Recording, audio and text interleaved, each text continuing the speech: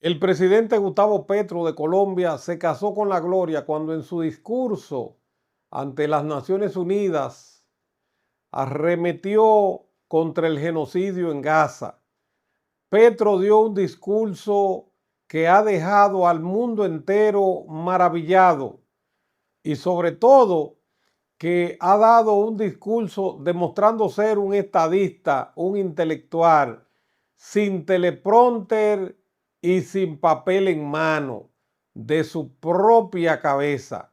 Gustavo Petro, creo que hoy los colombianos deben sentirse orgullosos del presidente que tienen y nosotros en esta plataforma desde aquí le hacemos reverencia porque Gustavo Petro dejó a todas las naciones que convergían en esa augusta sala de las Naciones Unidas con la mente puesta en las palabras que brotaban de la boca del presidente colombiano.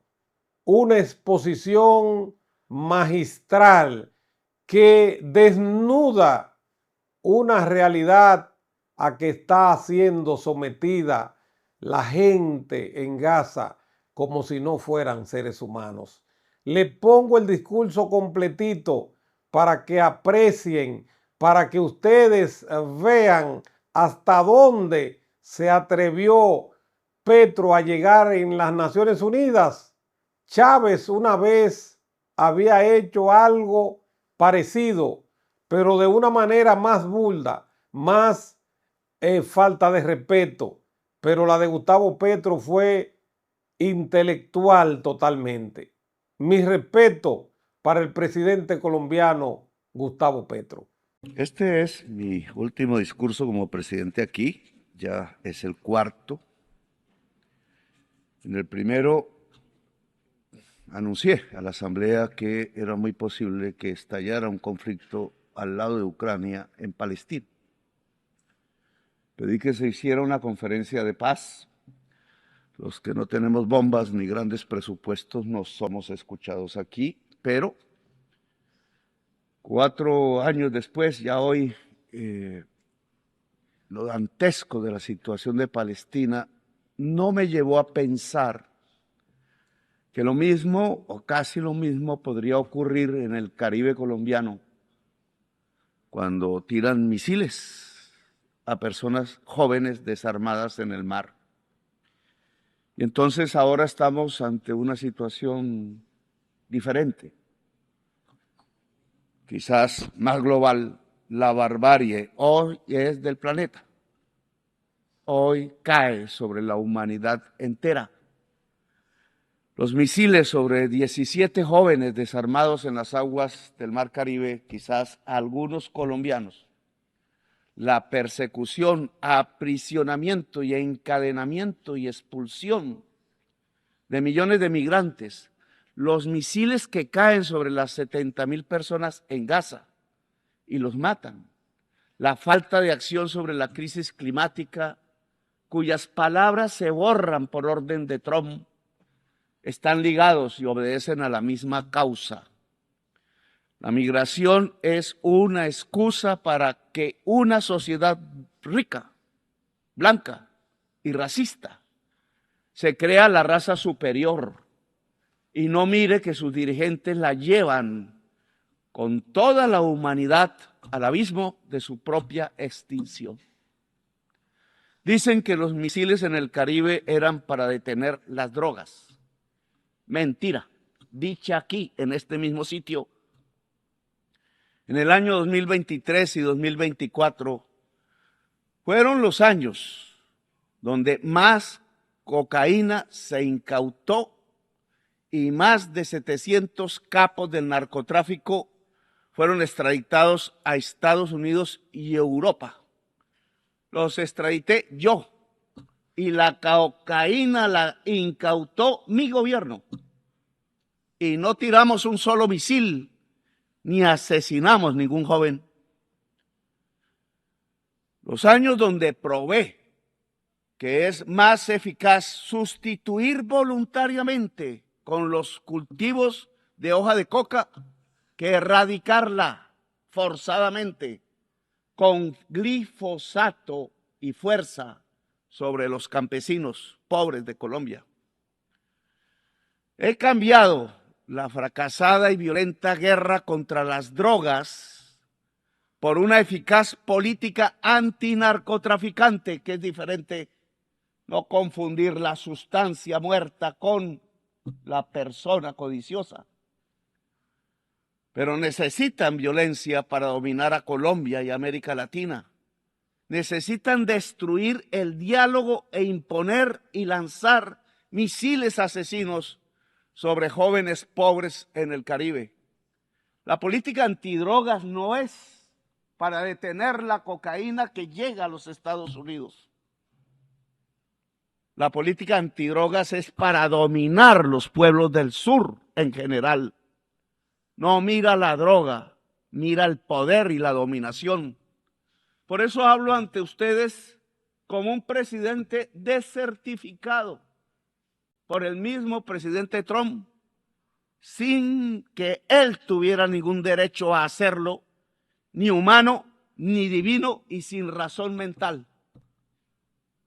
Quieren violentar y forzar a decenas de miles de campesinos desde el gobierno de Estados Unidos, que está influenciado por políticos de poder colombianos mafiosos. A centenares de miles de campesinos colombianos los han masacrado como masacran a los niños en Gaza. Las masacres fueron hechas en Colombia por políticos que eran senadores, presidentes, ministros, ligados y sobornados por la mafia colombiana del narcotráfico, aliados al mismo tiempo a la extrema derecha de la Florida en Estados Unidos y ahora aliados al gobierno de Trump, aliados desde hace décadas a los capos del narcotráfico de la cocaína en Colombia, verdaderos esquifos, como dicen los italianos. Aliados a esquifos hacen la política antidrogas desde Washington, Estados Unidos.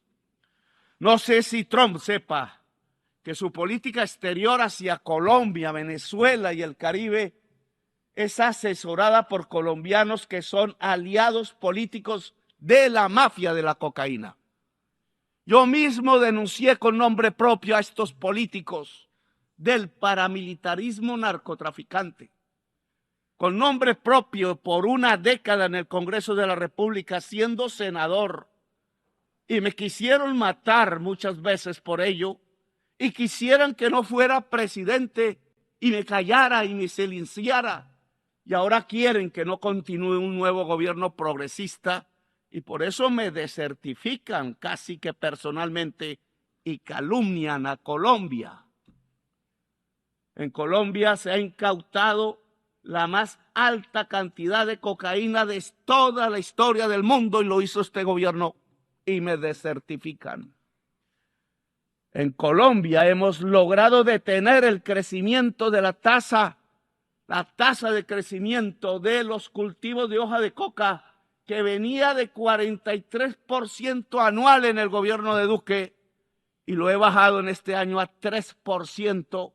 Y no desertificaron a Duque, que tenía un financiador narcotraficante en su campaña, y sí a Petro, porque dice cosas y verdades. Luego, la política antidrogas no es para la salud pública de la sociedad, sino para la política del poder. No quieren que se haga luz en la América Latina y llegue de nuevo la hora de los pueblos. Los jóvenes asesinados con misiles en el Caribe no eran del Tren de Aragua, que nadie quizás conozca aquí su nombre, ni de Hamas. Eran caribeños, posiblemente colombianos, y si fueron colombianos, con el perdón de quienes dominan las Naciones Unidas, debe abrirse proceso penal contra esos funcionarios que son de los Estados Unidos. Así se incluye el funcionario mayor que dio la orden, el presidente Trump. que permitió los disparos de los misiles contra los jóvenes que simplemente querían escapar de la pobreza. Jóvenes en una lancha, si tuvieran un cargamento ilícito, no eran narcotraficantes, eran simples jóvenes pobres de la América Latina que no tienen otra opción. Los narcotraficantes viven en otra parte y no es en la América Latina. Trump lanza misiles sobre lanchas desarmadas de migrantes y los acusa de narcotraficantes y terroristas sin ellos tener una sola arma para defenderse, cuando los narcotraficantes viven en Nueva York, aquí mismo, a unas cuantas cuadras, y en Miami, y hacen acuerdos con la DEA, donde les permiten traficar en África, en Europa, Rusia o China, pero no en los Estados Unidos, país que detiene el crecimiento del consumo de cocaína sin rebajarlo, solo porque sus enfermos drogadictos pasaron, y son enfermos, pasaron a consumir la droga mortal de la contracultura de la humanidad en tiempos de la extinción por la crisis climática, el fentanilo. Este fentanilo se produce en el aparato industrial de los Estados Unidos, aquí, cerca de aquí, y aquí están los consumidores. Es un autoconsumo estadounidense que deriva lo peor de lo que se ha podido entender de drogas en la historia de la humanidad desde que supimos del vino, del alcohol o de la cerveza. Adictos al fentanilo y a la gasolina, venenos totales de la vida en el mundo. Peor la gasolina que el fentanilo. Solo los pueblos negros de aquí, ancestrales de aquí, de más de 20,000 años de antigüedad, las juventudes, las mujeres que no quieren ver morir en masa a sus hijos, blancas, negras, de todos los colores, que aún piensan, gentes que aún piensan, no duermen bajo el fentanilo o bajo la televisión mentirosa, y que pueden detener la tiranía dentro de Estados Unidos y en el mundo.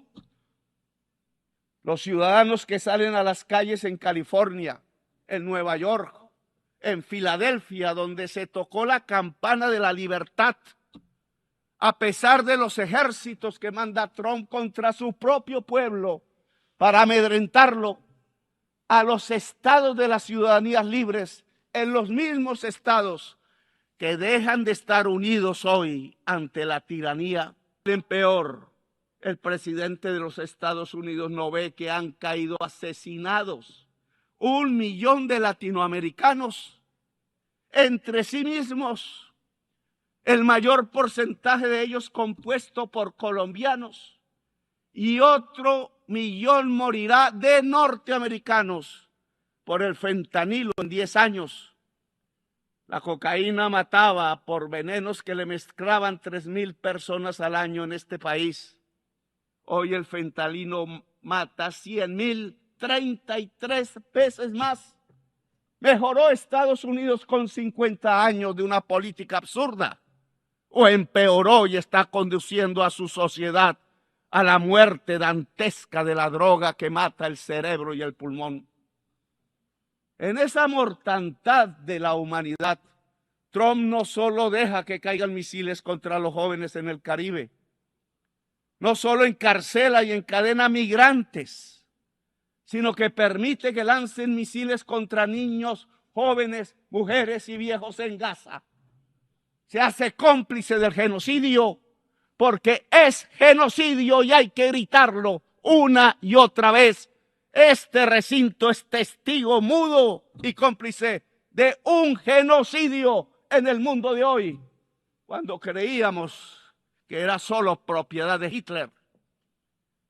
Trump no habla de democracia, no habla de crisis climática, no habla de vida, solo amenaza y mata y deja matar a decenas de miles. En cambio, en mi gobierno, en Colombia, no hemos aumentado la tasa de homicidio. Tenemos la tasa de desempleo más baja del siglo en el país. Tenemos la tasa de pobreza más baja del siglo en nuestras estadísticas. E impulsamos nuestra agricultura a 10% anual real y nuestra industria al 5% anual. Y llegaron turistas como nunca por millones a mirar nuestra enorme belleza, el país de la belleza y de la diversidad natural y humana y cultural. Y buscamos paz hablando con narcos y rebeldes. No me da pena hablar. Hablar siempre para salvar vidas, poniendo por principio la erradicación total de las economías ilícitas y la erradicación de los cultivos de hoja de coca por voluntad misma de los campesinos que están cansados de la violencia. No nos dejamos sobornar de los narcos, como sí sucedió en gobiernos pasados de Colombia. Y ya llevamos 25,000 hectáreas erradicadas voluntariamente. Tenemos éxito en nuestra política nueva, que no es de drogas, es antinarcotraficante, que es diferente. Le agradecemos a los países que nos han ayudado a sembrar paz. Qatar, Cuba, México, el Estado del Vaticano, Noruega, Brasil y Venezuela. No le agradecemos a los que nos quieren llevar a la guerra entre nosotros mismos. Escuchen, señoras y señores del mundo. América Latina no es solo coca o terroristas o narcotraficantes. América Latina tiene potencialmente 1.400 gigas de capacidad anual de energía eléctrica limpia, basada en el agua, el viento y el sol. Y Estados Unidos en el norte, aquí, demanda todos los años 1.200 gigas de energía, que hoy son en un 70% fósiles, es decir, basadas en carbón, gas y petróleo. América Latina, si desarrolla su potencial de energía limpia, podrá limpiar toda la matriz de energía fósil de los Estados Unidos. Oigan eso. Solo falta el dinero y se produciría el mayor aporte a la superación de la crisis climática, hoy casi sin pasos adelante. Entre el potencial de energía limpia y la enorme esponja absorbente de la selva amazónica, América Latina sería la vanguardia humana que podría dar el primer paso cierto y contundente para salvar la vida del planeta y a la humanidad toda. Solo se necesitan 600,000 millones de dólares para desarrollar su potencial. Lo mismo puede hacer África con Europa. La suma de este aspecto de descarbonización fundamental nos daría 1.200.000 millones de dólares o 1.200 billones, como se habla en inglés. Estos dineros ya están en las arcas guardados en Estados Unidos, Europa y China, pero no se mueve ni un dólar. No es rentable, o peor aún, puede ser muy rentable en términos de vida humana, incluida la vida en Estados Unidos, Europa y China, pero no quieren interdepender de América Latina y África.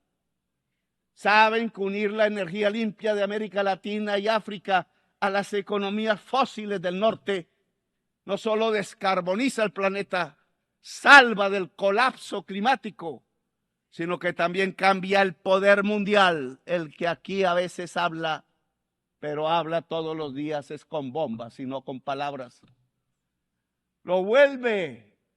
La descarbonización vuelve al poder una democracia global y cambia las relaciones de producción porque aparece primero la vida y la humanidad como prioridad sobre la codicia. La codicia es el veneno de la vida. Es una contradicción antagónica, como dijera alguna vez Mao, pero no pensando en patrones y obreros, sino entre la codicia y la vida misma del planeta Tierra. Según la ciencia, tenemos 10 años para caer en un punto de no retorno. 10 años. Y donde ya pasemos a ese punto, no se puede hacer nada. Solo observaremos las catástrofes y las sentiremos incluso en nuestra propia familia. Porque será, si me pueden, irreversible la extinción de la vida, incluida la humana. Irreversibilidad del proceso.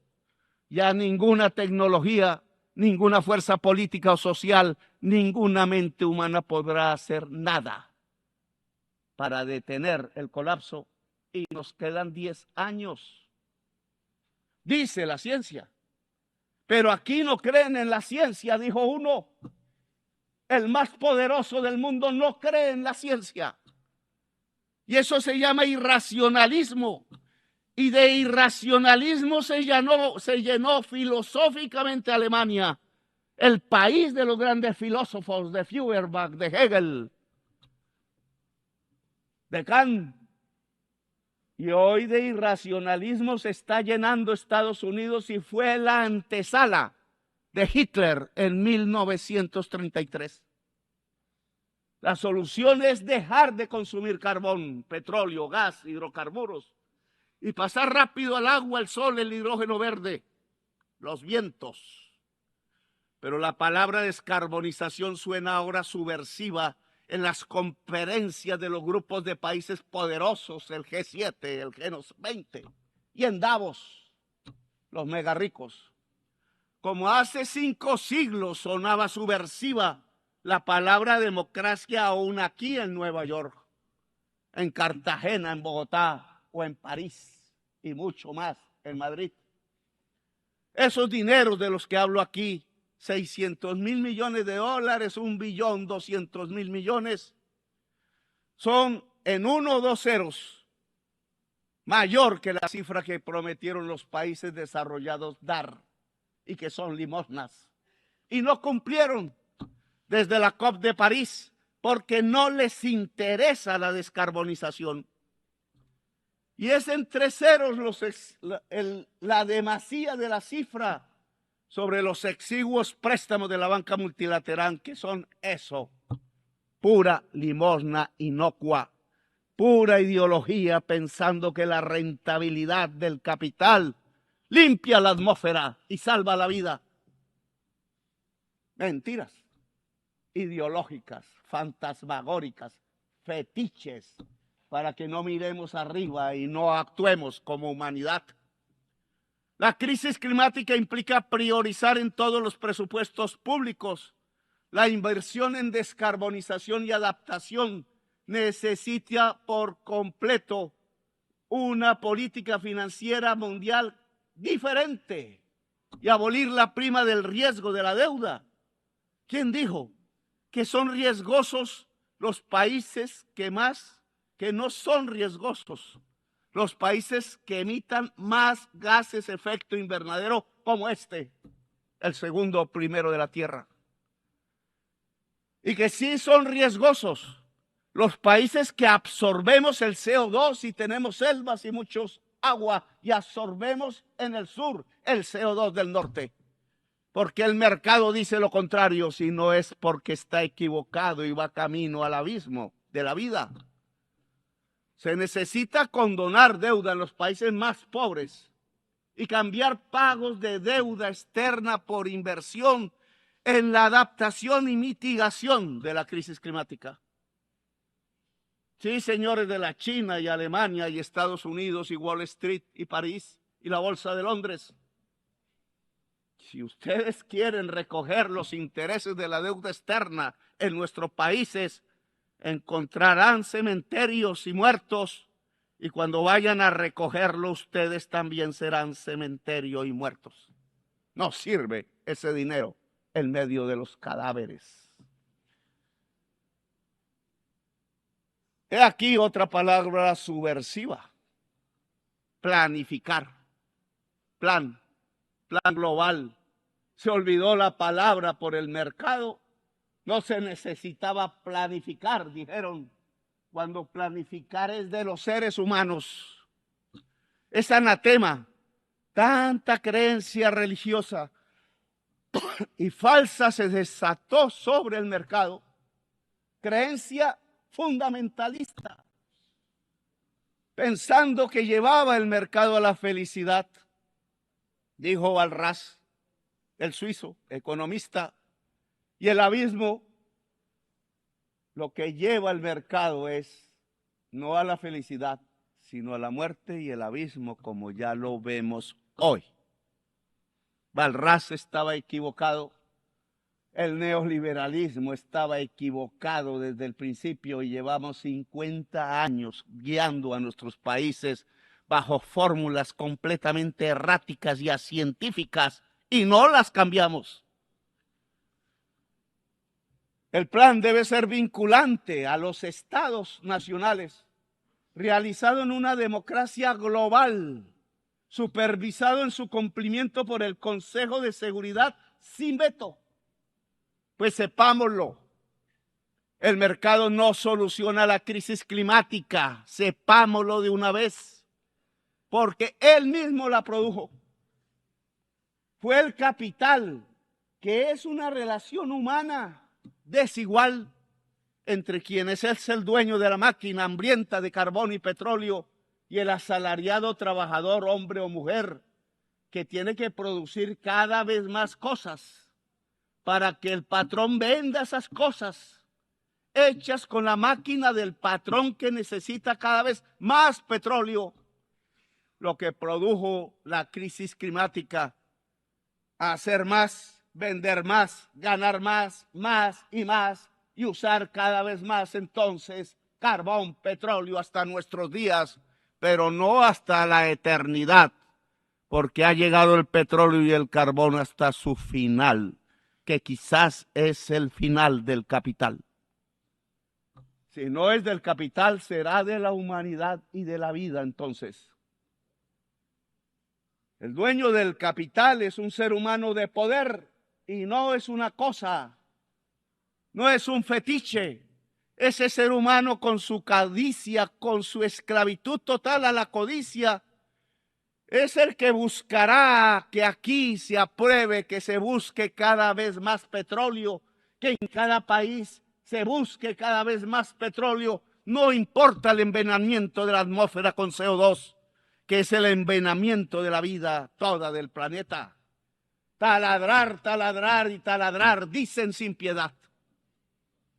Así que capital o vida, amigos y amigas, o codicia o vida, o barbarie o democracia local y global, o libertad o muerte, como decía Bolívar y enarbolaba esta su bandera roja, negra y también blanca.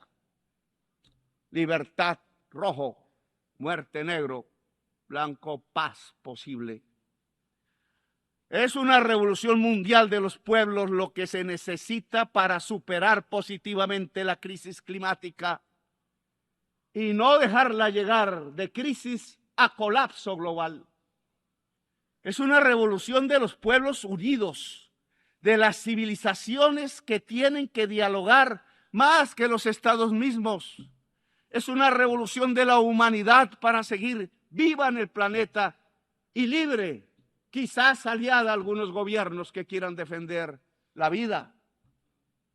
Hoy, Naciones Unidas ve su crisis y la necesidad de su transformación.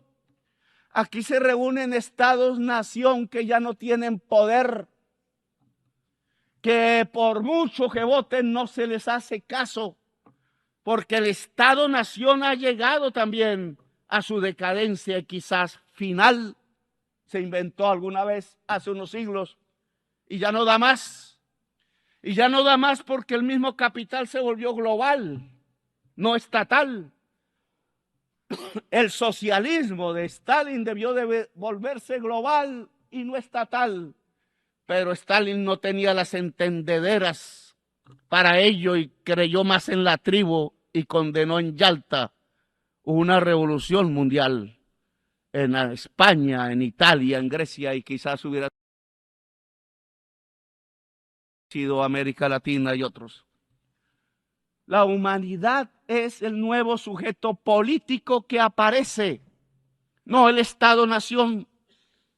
Y por tanto, Naciones Unidas se tiene que volver y transformar en una humanidad unida, aunque diversa. Está apareciendo un nuevo sujeto político en la historia humana y es importante y me parece espectacular. Y es que superamos la idea del Estado-nación para convertirnos en humanidad. Pero esa humanidad, para que esté unida y sea única en la acción, tiene que tener democracia en todo el mundo.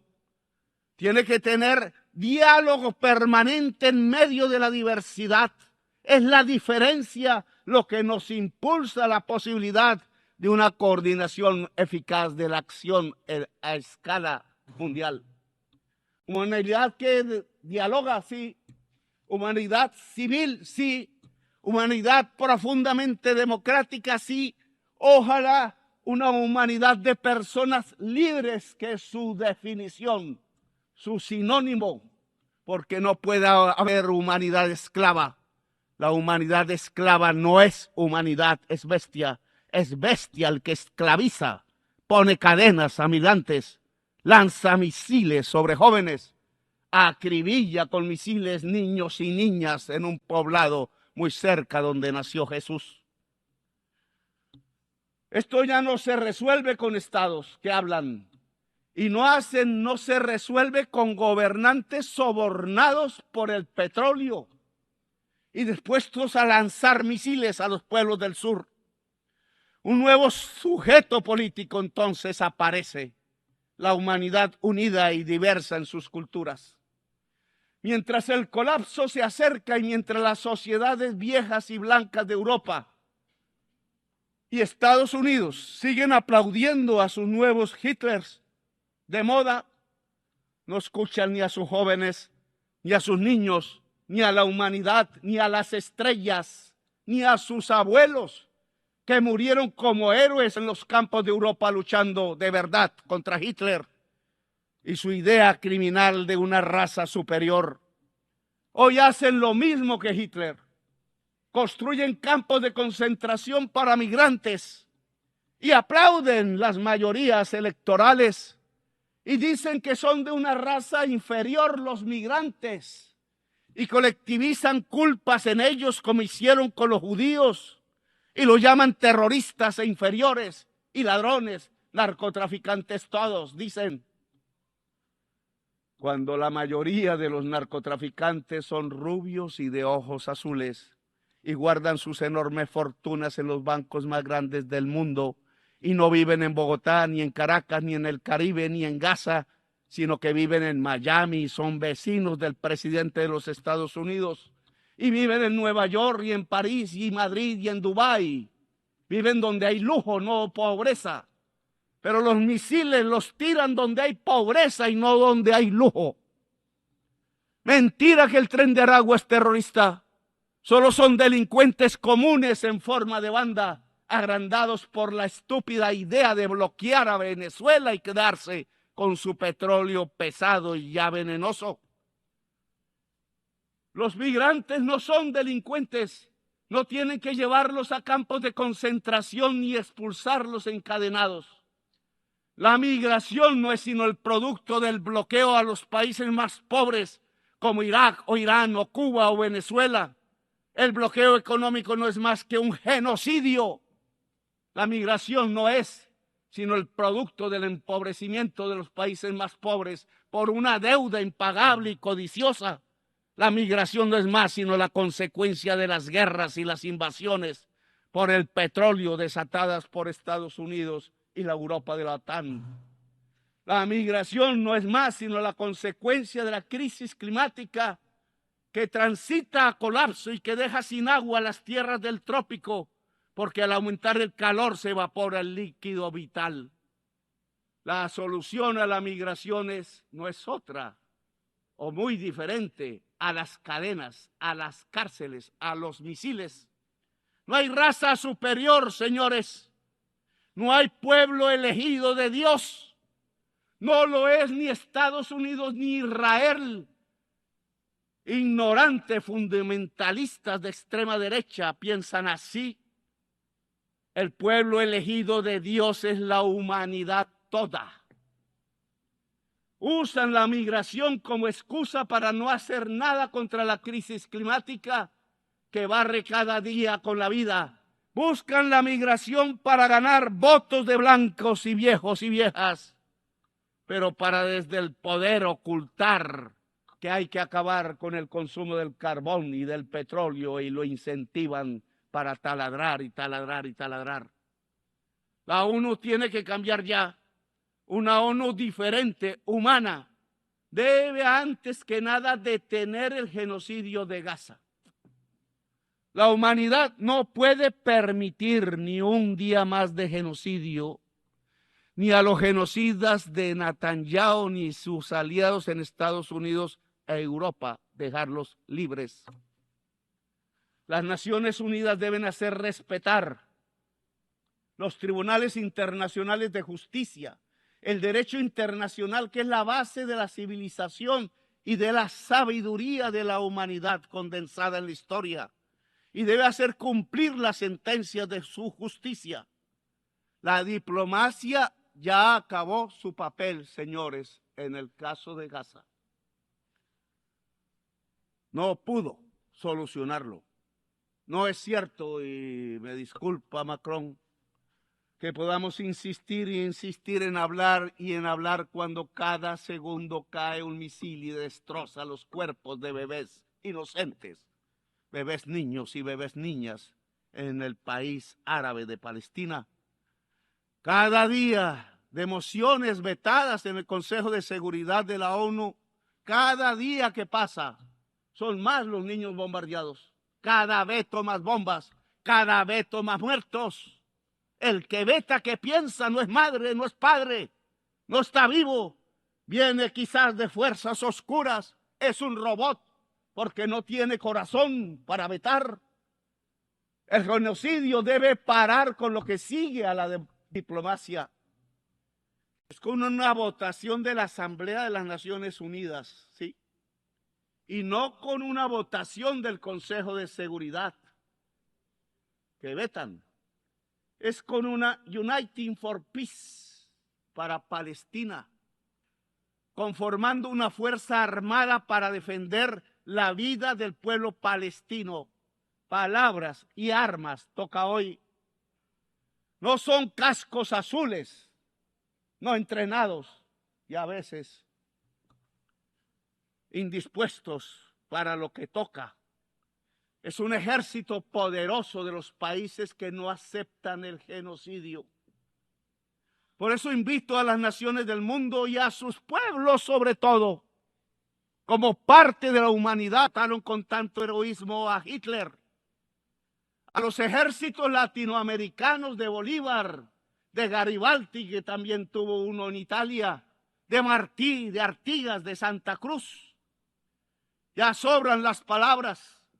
Es la hora de la espada de la libertad o muerte de Bolívar, porque no solo van a bombardear a Gaza, no solo al Caribe como ya lo hacen, sino a la humanidad que clama libertad, porque desde Washington y la OTAN matan la democracia y hacen renacer la tiranía y el totalitarismo a nivel global. Hay que levantar la bandera rojinegra de la libertad o muerte que alzó Bolívar, sin olvidar el color blanco que levantó junto al rojinegro, color de la paz como esperanza para que haya esperanza de vida en la tierra y en el corazón de la humanidad. Los Estados Unidos ya no enseñan democracia, sino que la matan en sus migrantes y su codicia. Estados Unidos enseñan tiranía. La ONU debe empezar su cambio deteniendo el genocidio en Gaza con la efectividad de un ejército de la salvación del mundo, votado por la Asamblea de las Naciones Unidas y sin veto.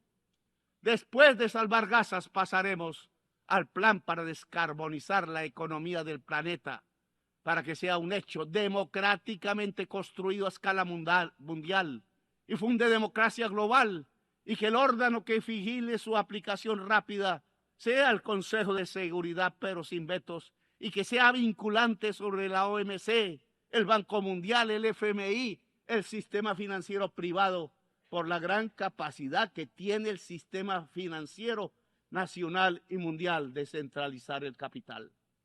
Es desde allí donde la humanidad puede regular el capital para subordinarlo a la vida y a la humanidad. Un capital regulado y subordinado a la vida y a la gente.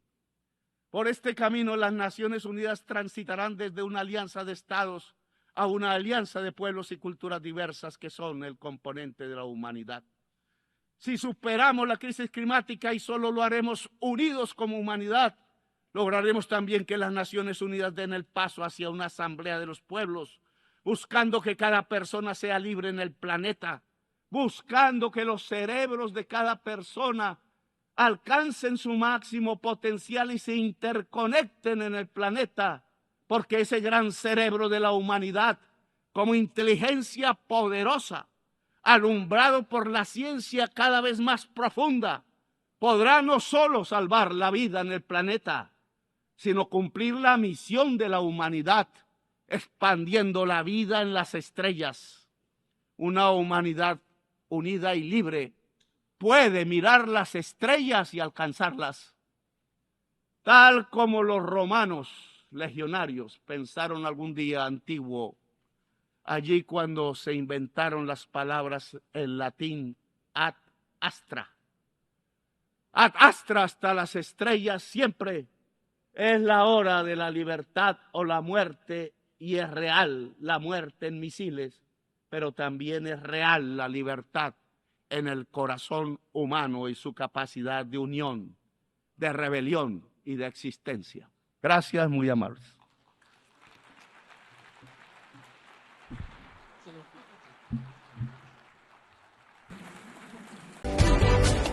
Sigue en sintonía con Corrupción al Desnudo, la voz del que no tiene voz. Desenmarañan los casos que otros medios temen revelar, como los hechos de los cirujanos. Aquí lo que hicimos fue un cara a cara con el ex mayor general Guzmán Fermín. Guancho de este lado, el vehículo de este lado, y la jipeta, una Land Cruiser verde bosque de ese lado. Bajaron los cristales, hicieron un cara a cara. Ahí fue cuando Guzmán Fermín le dijo a Guancho, dele. ¿Tú viste a Guzmán Fermín? Cara a cara con su bigotico, que tenía un bigotico. Claro que lo vi, me recuerdo como ahora.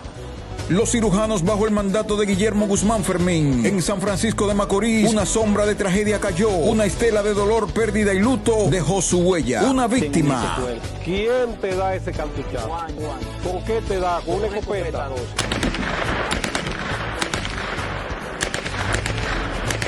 Ahora nos queda el vacío, el dolor que no se puede describir. San Francisco de Macorís no olvida, la estela de dolor sigue latente. Otra víctima. Desde que me agarran, van a cristal de vehículo, de rojo.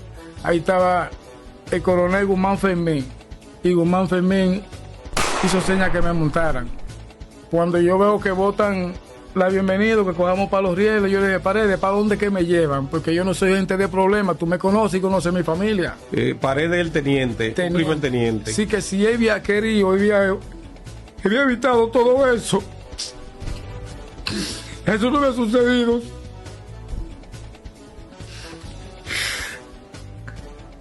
Yo le dije, Paredes, ¿para dónde que me llevan?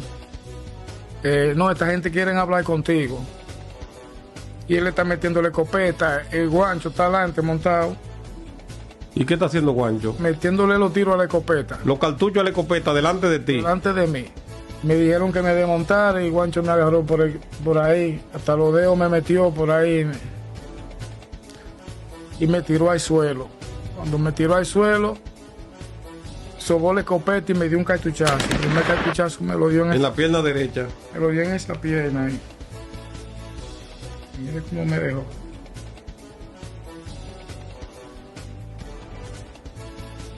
Y te dio ese tiro ahí. Me dio ese tiro ahí y Paredes me puso el pie en el pecho. El teniente para que no te moviera. Para que no me moviera. Cuando me dio el otro tiro ahí, En la otra pierna. esa me la desbarató. Y el otro le dio por contra ti, no le dio. No le hiciste nada en la otra pierna. Y volví y me dio ahí. Te dieron otro cartuchazo en la que di que no te habían hecho nada. Ahí me la acabó de desgranar. Los cirujanos, más que cicatrices físicas, dejaron familias destrozadas y una comunidad en duelo. Sigue en sintonía con Corrupción al Desnudo, la voz del que no tiene voz.